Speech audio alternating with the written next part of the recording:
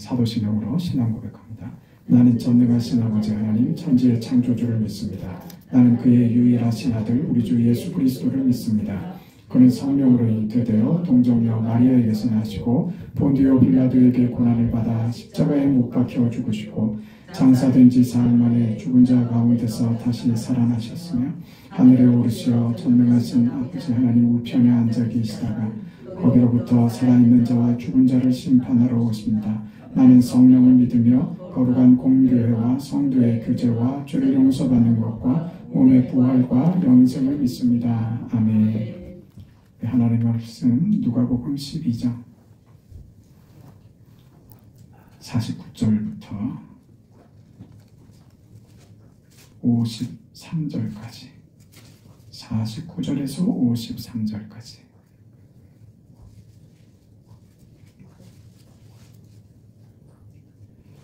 하나님의 말씀을 함께 읽습니다. 내가 불을 땅에 던지러 왔노니 이 불이 이미 붙었으면 내가 무엇을 원하리요? 나는 받을 세례가 있으니 그것이 이루어지기까지 나의 답답함이 어떠하겠느냐? 내가 세상에 화평을 주려고 온 줄로 아느냐? 내가 너희에게 이르노니 아니라 도리어 분쟁하게 하려 함이로라.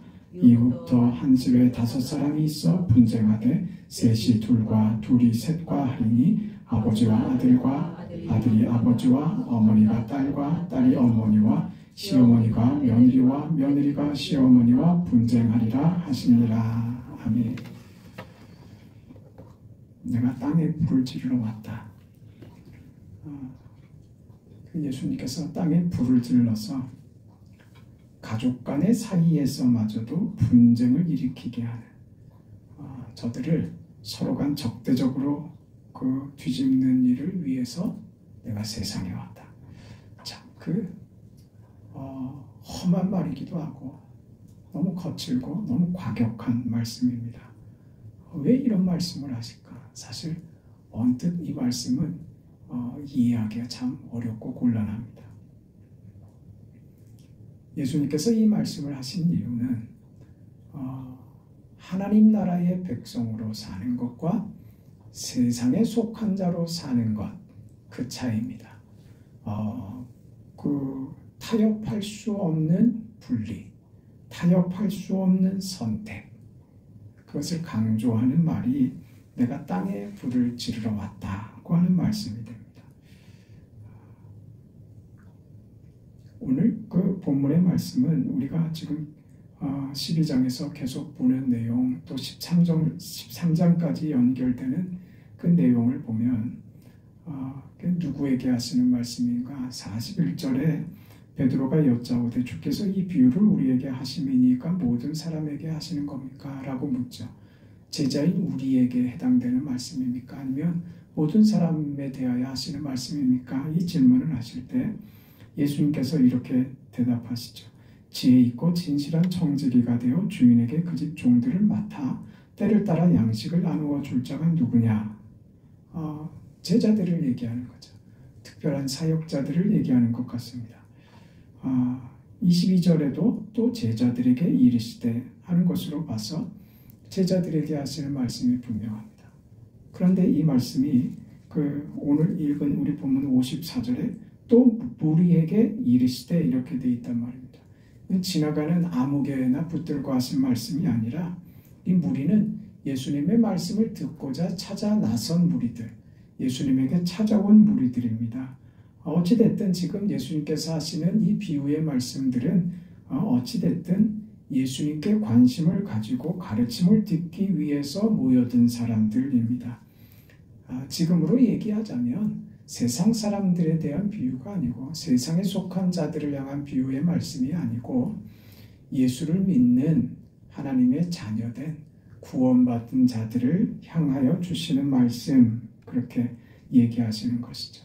그러니까 지금 예수를 믿는 자들, 예수 믿는 자들은 지금 누가복음에서 계속 보는 것처럼 하나님 나라에 속한 하나님의 백성들, 하나님의 통치 아래에 있는 자들을 이야기하죠.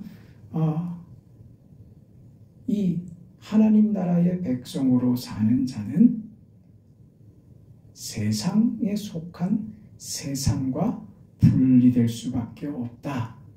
지금 그 얘기를 하시는 겁니다. 그러니까 예수를 믿는 것이 무엇을 초래하느냐? 세상과의 갈등을 필연적으로 야기시킨다 그 말입니다. 그걸 각오하셨습니까? 그걸 각오하고 예수를 믿은 사람은 아무도 없을 겁니다. 그런 줄 몰랐죠. 근데 이 믿음을 가지고 보니 세상과 분리될 수밖에 없는 신앙의 요구와 그 현실에 놓이게 되죠. 처음에는 무시하고 세상에 발을 담갔던 그 생활을 고수하려고 유지하려고 애를 쓰죠. 그러면서 계속 신앙의 갈등을 겪습니다. 그리고 이게 자꾸 싸움이 되죠. 세상을 따르던 삶의 방식들을 포기하지 않을 때 너무 영적으로 괴롭고 자기 신앙이 이건 아니야, 이건 아니야 라고 자꾸 이야기를 하는데 자꾸 괴롭고 힘들어집니다. 그러니까 결국 무엇을 발견하냐 하면 하나님 나라에 속한 자가 세상에 속한 삶을 병행할 수는 없는 것이다. 그걸 확인하게 되죠. 그러니까 예수께서 오셔서 세상에 불을 지르시려고 하신다라고 하는 것이 그런 의미입니다. 세상의 질서, 세상의 가치, 세상의 힘이라는 것이 얼마나 취약하고 부족한가, 그것이 얼마나 결함이 많은가, 이것을 봐라 이겁니다. 예수께서 오신 것 자체가 불이 되는 겁니다. 내가 예수를 믿는 것 자체가 내 삶에 예수의 그 복음, 구원, 십자가가 불을 댕겨버리는 것이, 그건 필수적인 겁니다. 피할 수 없는 현실이 됩니다. 그래서 봐라 이거죠. 불을 지르니 어떻게 되는가 봐라. 불을 지른다는 것은 불을 견디고 또 무엇은 불을 견디지 못하고 다 타버리는가, 그걸 한번 보자 이겁니다. 하나님의 나라의 통치의 방식과 세상의 가치와 통치가 결국 무엇을 남기는가, 그거 한번 보자 이거죠. 세상은 결국 사라지고 만다고 하는 것만 확인하는 거죠. 불을 질러버리자 세상이 드러났죠. 세상이 드러났죠. 무엇으로 드러나요? 싸우더라 이겁니다. 관계가 깨져버리더라 이거예요. 왜 그러면 이 관계를 부모의 자식 간에, 부부 안에, 이 가족, 이 혈통의 예를 들면서 그것이 서로 원수가 되어 싸우게 되더라. 왜 이 얘기를 할까요? 여러분, 우리 인간들이 가지고 있는 가장 결속력이 강한 것, 그건 혈통입니다. 혈육입니다. 돈이나 명예나 또 그런 거요. 혈육 때문에 그거 버릴 수도 있습니다. 그러나 그렇게 견고한 관계인 것 같았던 그 혈육도 결국 어떻게 되나 보자 이거죠. 세상이 가지는 가치와 그 힘, 그 질서가, 그것이 가장 강력한 혈육에게서도 얼마나 허망하고 허무하게 그 관계와 질서가 깨져버리던가, 그거 확인하라 그 말입니다. 예수가 오신다는 것은 바로 그겁니다. 세상에서 가장 든든하고 가장 가까운 그 관계마저 깨져버리더라 이거죠. 여러분, 이걸 우리는 어렵지 않게 이런 장면들을 봤고 경험하고 이게 그렇게 허망하게 깨져버리더라 하는 것을 확인했습니다. 우리 살면서 얼마든지 보는 것이죠. 간단한 자기 욕심 때문에 그 결속을 과감하게 아주 매정하게 끊어버리는 그런 경우도 우리가 얼마나 많이 봅니까? 여러분, 어디 작은 이해관계와 작은 이익 때문에 10년, 20년, 30년 아니 평생을 함께했던 그 우정도 하루아침에 박살나고 그렇게 산산이 깨져버리고 하는 경우들, 그런 경험들 안 하셨습니까? 배신당하고 배반당하고, 야 네가 나한테 이럴 수 있냐, 그런 경우들 안 겪어보셨습니까? 겪어보셨죠. 그 이유가 더 뭐였습니까? 대개 이해관계였습니다. 오해하는 문제 아니면 다 금전적인 문제입니다. 그것이 깨더라 이거죠. 욕심이 그 사이에 들어가면 뭐든지 다 깨져버리더라 하는 거 우리가 다 확인했죠. 이 부모와 자식 간의 가장 중요한, 세상의 가장 중요한 윤리라고 하는 이 효의 개념마저도 얼마나 간단하게 무너지는지 살면서 우리가 경험하고 그러는 겁니다. 그런 단절 속에 살아가고 있는 부모 자식 간의 그 관계들도 얼마나 많이 있는지 모릅니다. 예수님께서 이 세상의 정체, 세상의 거짓됨, 세상의 허약함, 세상이 붙들고 있는 그 질서와 고리가 얼마나 불안정한가, 거짓된가 하는 것을 예수님께서 오셔서 그걸 드러내신다. 그래서 예수께서 오심이 세상에 불을 지르러 오신 것이다. 이렇게 표현한 것입니다. 그래서 예수님께서 이사야 선지자의 예언을 들어서 이런 말씀을 하신 적이 있습니다. 주의 성령이 내게 임하셨으니 이는 가난한 자에게 복음을 전하게 하시고 내게 기름을 부으시고 나를 보내사 포로된 자에게 자유를, 눈먼 자에게 다시 보게 함과 전파하며 눌린 자를 자유롭게 하며 주의 은혜의 해를 전파하게 하려 하심이라. 그리고 이것이 지금 오늘 너희 귀에 응했다. 이런 말씀을 하셨단 말입니다. 무슨 얘기야? 내가 이 일을 응하게 하려고 왔다. 이것이죠. 예수가 오셔서 이 일을 응하게 하셨다. 그것이 세상의 그 형편과 세상의 허망함과 세상이 드러낸 그 참상들이죠. 그게 뭡니까? 그게 뭐예요? 눈 멀고 포로되고 그 눌린 자들, 억압받는 자들, 이런 모든 것들이요. 이게 누가 만든 겁니까? 세상이 만든 거죠. 세상이 이렇게 망하게 하고 파괴하고 괴롭게 하고 눈물 짓게 하고 어렵게 만든 이 현실들, 세상의 이 현실들을 예수께서 오셔서 복음의 빛으로 이것을 해결하시는 것이죠. 그래서 이 이사야 선지자의 말씀이 오늘 너희에게 응하게 됐다 이겁니다. 가난한 자에게 그래서 이것이 복음이 된 것이며 억눌린 자에게 자유가 된 것이죠. 그 세상입니다. 세상이 억누르고 괴롭게 하고 눈물 나게 했죠. 그걸 예수께서 깨신 겁니다. 그래서 예수 안에서 복음으로 주는 자유를 얻게 하는 것이죠. 세상은 스스로가 가진 질서와 힘을 가지고 죽이는 것밖에 못하더라. 가치 있는 것을 만들어낼 수 없더라. 그걸 누가 확인시켜요? 예수께서 확인시키는 겁니다. 그것이 내가 세상에 불을 지르러 왔다고 하는 말씀이 되는 것입니다. 세상에서의 승리라고 하는 것은 누군가의 실패와 잘못과 누군가를 죽이고 그 일을 딛고 올라서는 것밖에 안 됩니다. 누군가의 것을 빼앗아서 내 것으로 가지는 것밖에 안 됩니다. 하나님의 나라는 그렇지 않다. 이 지금 예수님의 가르침입니다. 이것이 예수님의 오심으로 증언된 겁니다. 병을 고치시고 귀신을 쫓아내십니다. 죽은 자를 살리기까지 하시는 것이죠. 예수의 오심, 복음, 그것은 믿지 않는 세상에 속한 자들에게 있어서는 자신들의 실체를, 더러움을, 사망을 냄새나는 저들의 형편과 사실을 뒤집어서 확인시킴으로 세상이 괴롭게 하고 세상이 저들의 형편을 직시하게 만드는 것이며, 하나님 나라에 속한 자들에게는 그 세상 속에서 생명을, 구원을, 고침을 받은 그런 영광과 구원과 은혜를 확인하는 그 자리가 예수의 오심에 있다 하는 것입니다. 그래서 예수님께서 오셨다고 하는 것은 세상에서는 심판이지만 예수 안에 있는 자들에게는 생명이며 축복이며 회복인 것입니다.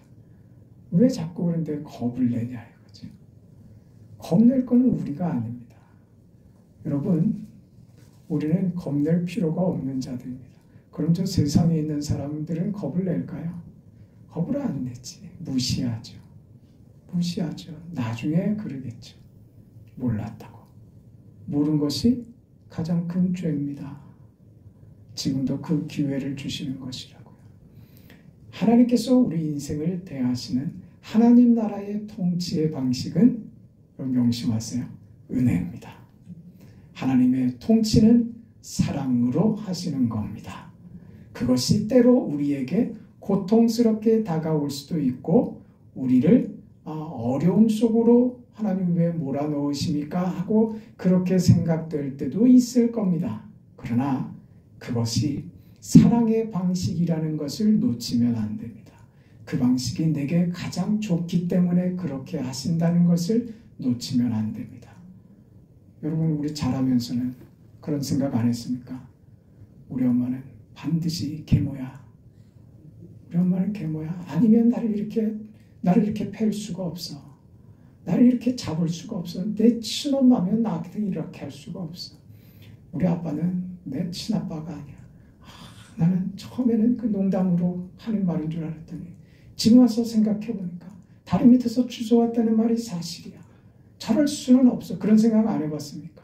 왜 해보지? 어릴 때는요. 이해가 안 되니까. 그게 잘 되라고. 그 애정이 그렇게밖에 표현할 수 없었던 부모의 그 심정을 어릴 때는 잘 몰랐단 말입니다.